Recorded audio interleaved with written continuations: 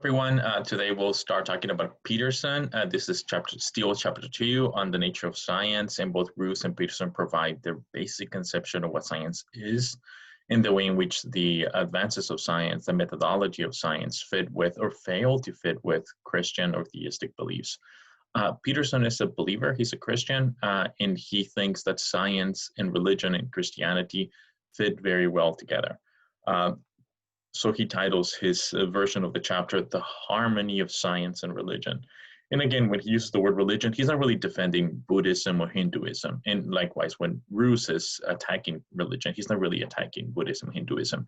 They both really mean something much more narrow, much more precise. Christianity, in fact, a very precise version of Christianity. So it's really theism. And here's what it is this following quote that Peterson is defending and that Bruce is after.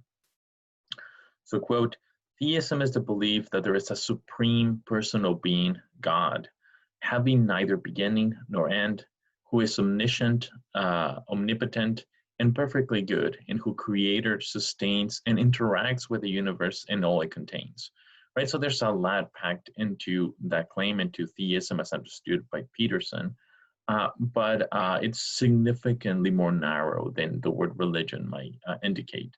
But it's really something like this very core idea that is the thing that Peterson is defending.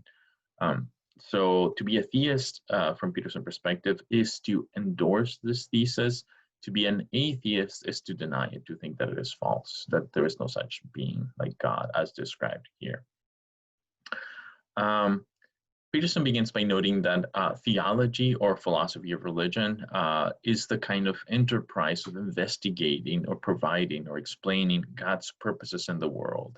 So basic question is whether the results of science are compatible with the claims of religion or theology or theism. And the first observation that Peterson makes is that they are perfectly compatible. In fact, they're complementary. They're not just compatible as in one is not the negation of the other, but they're complementary. So science and theology can provide different types of explanations of the same kind of phenomena, largely, though not exclusively, mechanical when it comes to science. Science explains how things function, how things work. In theology, largely, not exclusively, but largely explains why things are the way they are by appealing to the purposes of the Creator. So go back to the root metaphor of the universe as a machine. That's not quite how Peterson thinks we can think of science, but if we continue with the root metaphor of the universe as a machine, Peterson thinks that it is perfectly acceptable to ask questions within the root metaphor of the machine, scientific questions. And it's also perfectly legitimate to ask questions outside of those allowed within the metaphor. So we can ask about, say, who built the machine? Why did they build the machine? Where's the machine going with it? What's the point of the traveling of the machine, of the building of the machine? Those are perfectly legitimate questions. They're not answered by the methods of looking at the inner works of the machine, of course. But that doesn't mean that they're not answerable or that there are no good explanations, there are good answers to that. As Peterson sees it, theology or philosophy of religion is the enterprise of using reason to try to provide the purposes of the explanation for why things are the way that they are, why the machine functions the way that it does. That is not the how things work, sciencey, but the purpose that God created, why God created things in the way he did. And does a theology part. So they're kind of complementary explanations. So think of a painting. Think of, for example, this picture that I gave you here. Half of it is Michelangelo's account of creation, right? The other half is, a little bit of an evolution. And there's no actual, like, Michelangelo did not paint God, and then the other side is the evolution, right? There was a Adam there. So if you think about the original Michelangelo painting in the Sistine Chapel, there are all sorts of explanations that you can give, right? One explanation is the how explanation. You can ask how it is that Michelangelo came to paint that. And you can talk about techniques, different kinds of paints that they might have used, like different kind of strategies that painters use, right? So there are a lot of like how that happened, how that came into being kinds of things you can put forward, like sciencey kinds of explanations. And those will be great, right? Like you come to know a lot about the painting of the creation of Adam by knowing all of those how questions, answering those how questions. But here's something that Peterson points out. We can also ask other questions like, why did Michelangelo paint that? What were the motivations, the intentions? What's the purpose here? What's the point of the painting? And we can provide all sorts of answers along those lines as well. And if we have both the how the paint was painted and why the paint was painted, we now have not opposing explanations, but complementary explanations. We come to know a lot more about the very same phenomena, namely the painting of Michelangelo in the Sistine Chapel about God creating Adam. So those explanations are not in tension, they're not in conflict, they don't exclude each other, quite the opposite, they complement each other. He who has both kinds of explanations knows a lot more about the same thing, namely the phenomena of the painting. And Peterson thinks that's the case for creation in general. You can have a lot of scientific explanations, and those are great. Those are how things work in creation and in the empirical world. But also you can have a lot of theological explanations for why it is that God did things in the way he did. And those are complementary. They're not conflicting or clashing or exclusive explanations. They help each other out. You're more well-informed if you know both of those kinds of explanations than if you just know one. Peterson continues, thus the two explanations need not be rivals or mutually exclusive, and together offer a fuller understanding of the phenomenon in question, either the painting of Michelangelo or more generally all of creation, all of reality, empirical reality. Peterson continues, I affirm science. So he thinks, of course, science is great. We should all endorse the results of science. Science is wonderful. Like Roos, right? Both Roos and Peterson accept science, but they disagree fundamentally about other things. Peterson continues, but I resist the typical naturalist elevation of science as the exclusive or even best type of explanation of reality.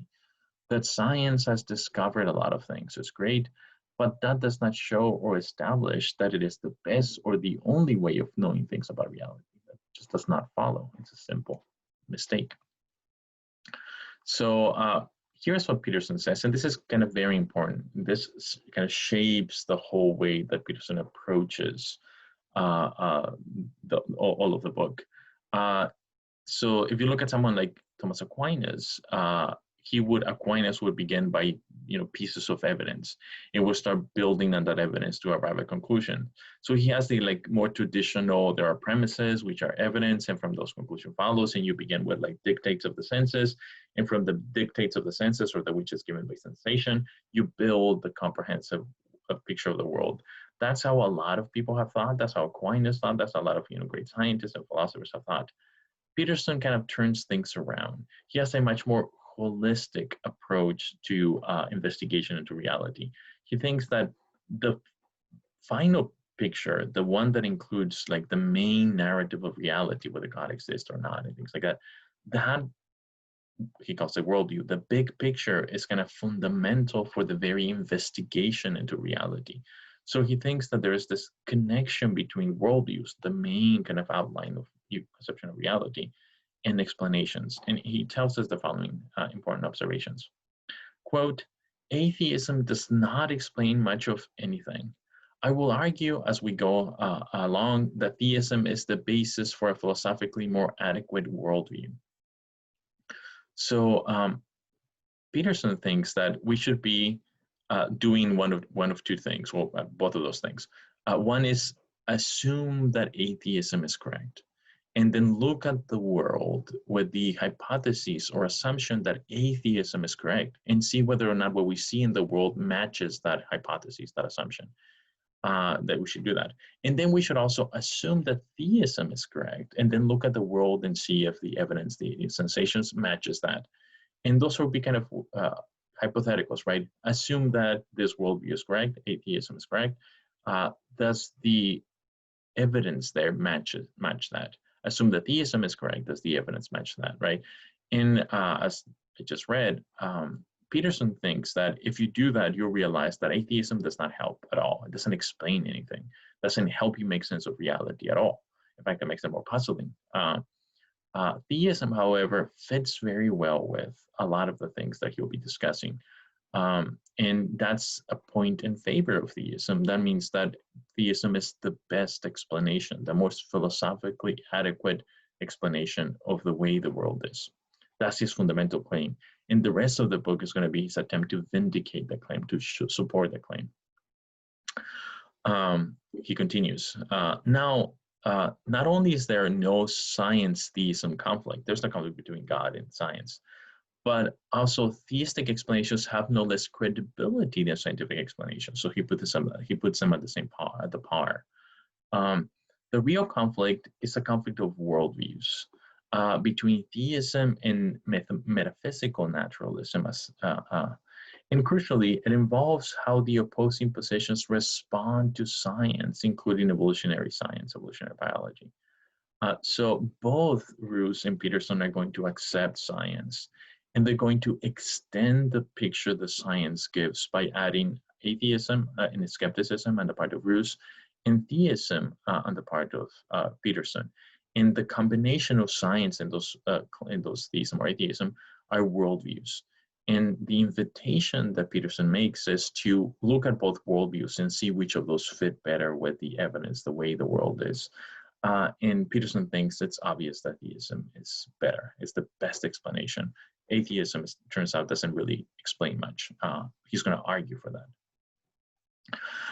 My basic argument throughout this debate is that theism explains important phenomena better than naturalism does.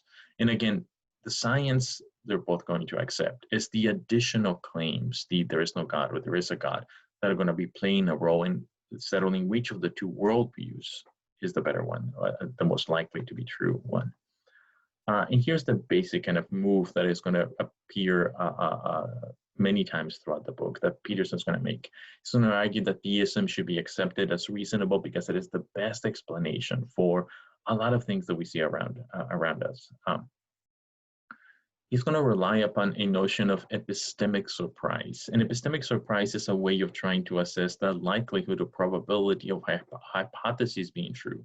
So it's a way of trying to put numbers to some probabilities, the probability that a hypothesis is true given some observation, given some evidence, right? So it's epistemic surprise is a concept that is used by philosophers of science to try to assess the credibility of different hypotheses. And the idea is the following. What one would expect or one would not expect, given the assumption that or the hypotheses that one's view is correct. So here's exactly how he puts it. One would not reasonably expect to find, it would be epistemologically surprising, if one's hypotheses or worldview were correct. And this will make sense when we look at the examples. So he's going to put it in terms of probability. So X is the phenomena that is discovered. For example, mind, the existence of mind. There are minds. So I'm thinking now. I'm aware of my own thinking by reflecting on my own thinking. So X can be mind. It can be morality. It can be other things. So let's think of mind for now. The probability the mind exists given theism. That's the first here. The probability that mind exists given theism is greater than the probability that mind exists given naturalism, right? So X is the phenomena, T is theism, and N is naturalism, metaphysical naturalism or atheism. So the basic move is going to be throughout the book that the probability that some phenomena like mind or morality exist, and they do, they're part of the data, is greater if you assume theism is true than if you assume atheism is true. It is more epistemologically surprising that those things exist if naturalism is true than it's more natural, it fits better with the existence of theism, the truth of theism. And this probability is going to give us reason for thinking that theism is true and not atheism. So here's the basic kind of shape of the argument that's going to appear many times. Premise number one, there is an interesting and important phenomenon X that exists. That's going to be morality at some point, caution is at another point, the beginning of the universe at another point. So multiple phenomena are going to be pointed to, like this is part of the world, we see it, right? It is part of the data to be explained. That's premise number one. Premise number two is going to be, he's going to have to argue for this. Like, going to just tell us that he's going to have to argue for this, and he will. If hypothesis H were true, then X would be likely, would be reasonable to expect. And the move is going to be, If theism were true, then we would expect that the world will contain minds, because God is a mind. God wants to interact with minds, for example. Or if theism were true, we would expect that morality exists, because God is fully good. And if He's a fully good creator, you would expect that He will create goodness, or at least the possibility of goodness, moral agents. And by the same token, atheism would be kind of not incompatible. Of course, it's compatible, but it would be epistemologically surprising to know that minds exist or the morality exists if there is no kind of intelligent moral being that is explaining or grounding or creating reality. It is epistemologically surprising that those things exist, morality and minds, consciousness, if atheism is correct. Hence, the conclusion is going to be we have some reason for thinking that the hypothesis is true, and the hypothesis that makes more likely the existence of the piece of evidence that we have. And this is pretty sound, regular kind of scientific thinking, though crucially not applied to proper scientific questions, applied more generally to like investigation into truth and reality. So here's kind of the basic picture that it's painted by Peterson. The key to science is intentional rigor of scientists and tying hypotheses to empirical experience. So there's this empirical element to science. Hypotheses are accepted when they are considered to explain and predict better than alternatives. If you have two competing hypotheses, the Earth is flat, the Earth is round, we look at the evidence, the shadow that the Earth makes on the moon when you have lunar eclipses, for example. And we accept the hypothesis that best fits the data. If the Earth were round, we would expect to see a kind of a curve-like shadow of the Earth on the moon in lunar eclipses, and that's exactly what we find. If the Earth was flat, we wouldn't expect that. It would be epistemologically surprising to see that the shadow of the Earth is rounded, right, instead of flat. So it is epistemologically surprising. It would be epistemologically surprising to find a curved shadow of the Earth on the moon under the hypothesis that the Earth is flat. But it's not epistemologically surprising. It's expected, it's reasonably expected that the shadow will be curved if the Earth is round. So that the shadow looks round is reason or evidence for thinking that the hypothesis, the Earth is round, is correct. That's just a basic scientific move. The idea that the method, scientific method of science should be religiously neutral, that is, make no claims about God or no God, in generating explanations, what I've called methodological naturalism, is not inherently anti-religious. Theists should not at all be bothered or worried about the fact that in proper scientific discourse, there's no appeal to God. Well, I guess they're not talking about God, they're talking about something else. In fact, here's the crucial thing that Peterson says. No religious claims, including atheistic claims, so the claim that God does not exist is not a claim within science, it's a claim outside of science. And Peterson's calling that a religious claim, right? It's a negative religious claim, but it's a kind of religious claim. These claims that God exists or God does not exist are not included or entailed by science.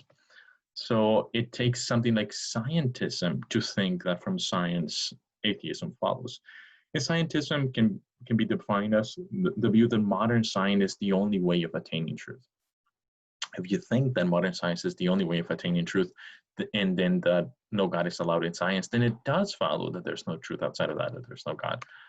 But scientism is not a good way of thinking. It undermines itself. Atheism follows from science only via scientism. And Roos, for example, is aware of that. He does not accept scientism because it's faulty. But scientism is a philosophy that is neither required nor entailed by science. That's a crucial fact.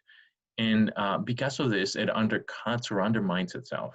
Scientism tells you, do not accept anything that is not science-based, but hey, the claim itself is not science-based, so it says about itself, do not believe me because I'm unjustifiable. Scientists are unjustifiable. That seems like a pretty bad criticism of scientism. So anyway, Peterson claims atheists must make their case too.